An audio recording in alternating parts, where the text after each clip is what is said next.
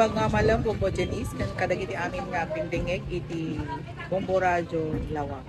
So far mat Bombo Jenis awam mat iti karkar na nga reports. May panggap deti panang lagip tayo ti fiesta ti Kararuwa kan fiesta ti Minatay. Ilang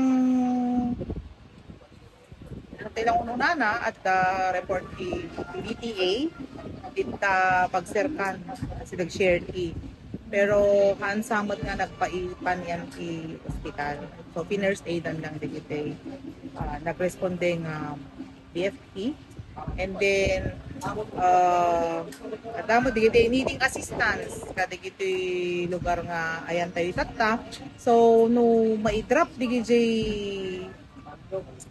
senior citizen PWD kasda at mangilugan kanya dang umay subrot dito uno mapan kadigiti ayan ti tanom digiti mapan da bisitaan.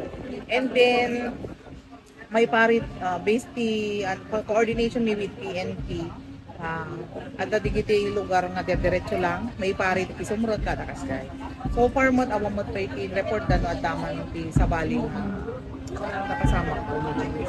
And itat tayo ada digiti nag-uur kadigiti nadalusan da yan. So na-respond dyan mat nga dagos. Okay. Kumusta ma'am iti panaka-i-deploy digiti nga gudong mga personal iti MDR? Ada digiti naka-i-deploy nga PNP ada pay augmentation tayo from the INC the PNFC. And then ada pay digitoy 77th Infantry Battalion ti Alpha Company iti ada J Marcos nga ti suti ayan ti kuanda pero di may da ada indumot nga na deploy. Tapos BFP, Tagwami and RHU. So ada naka-deploy mo ti Tirwar. So no ada disgrasya iti Tirwar Bombo Jenis ijay ti cater digiti adda jay sangot RH yung naka-deploy. And then no digiti emergency city uneg adamot ti RH adamot BFP adamot naka-standby ito yung ambulansya tayo. Tapos ijay sango ijay mismo nga pagserkan adapay ti may isa kayong ambulansya ijay. So ijay pagserkan ada PNP, BFP tanod RHO personnel. So dito yung mateng at itateng nga sidag ti Katoliko kundi ti Aglipayano nga sementeryo adamot ti BNP, BFP tanod advocacy group tayo kan RHO. Plus itoy ayan tayo nga incident command post at hindi kami and then adamot italikod digiti medical. Tapos kadigiti rota tayo ti pagserkan kada panagserek kan panagwar dito yung Campo Santo adamot digiti force multipliers tayo dapay PNP, BFP advocacy PNP advocacy tanong nga naka-deploy Bombo Jenis. Okay, ma'am. So, ingga na kayo into no bigat dito yung ma'am? Saan? Kasi one month lang ti panag tayo, ti panag pananglagip tayo dito eh.